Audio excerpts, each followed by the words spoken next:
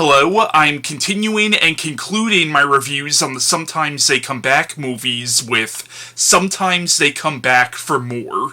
Now, this was released straight to video in 1998, and this is the third and final film of the Sometimes They Come Back series, which were inspired by the Stephen King story of the same name. Now, I'm gonna be honest with you, this is probably not gonna be much of a review because I don't really have a whole lot to say about this movie. It's not so much that this movie is bad, it's just painfully forgettable and kind of boring, to be honest. And it also has virtually nothing to do with the first two movies or the Stephen King story. This is pretty much an in-name only sequel. There is a one-line reference to Jim Norman, who is the main character of the first movie, and John Porter, who is the main character of the second movie, but that's really it. And there is a book that appears in this movie called Raising Demons, which was actually a book from the original short story, but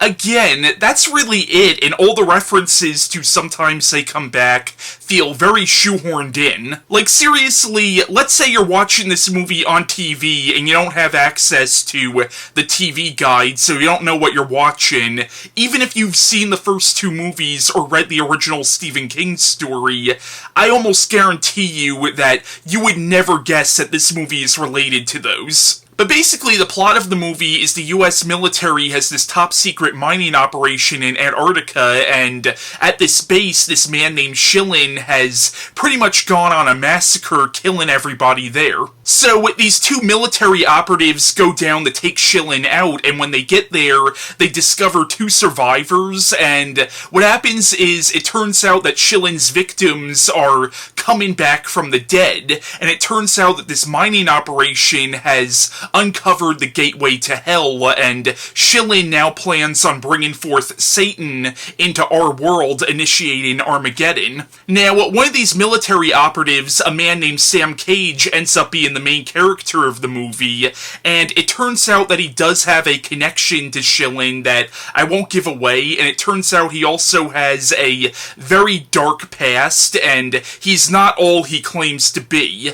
The issue is he's also a very unlikable character, yet he's the character we're supposed to be rooting for. And Carl Schilling, the main villain of the movie, is pretty over the top, and it does get really laughable by the end of the movie. There's also a romance between Sam and one of the survivors that feels very forced. But again, there's really not much else to say about this movie. It's not even that the movie's bad on a technical level, it's just kind of boring and forgettable. Like, seriously, I just watched this movie, like, last night, and I'm kind of struggling to remember things from it, to be honest. And the build-up to what's going on is just so slow.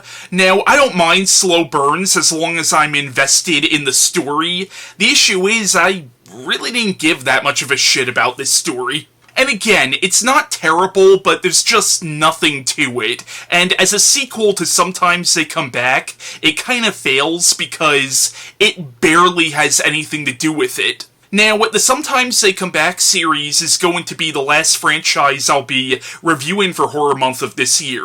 I know this year's Horror Month was relatively short. I only reviewed 3 franchises. Initially, I was also planning on reviewing the Blade movies for this year's Horror Month, but I have a few videos planned for tomorrow on Halloween, and I wanted to get these reviews out of the way before those Halloween videos, so I ended up scrapping the Blade reviews, and I might do those next year. Tomorrow you'll see a video from me of me giving my top 5 favorite Universal monster movies. And then I have something that I hope you'll find very interesting planned for right after that.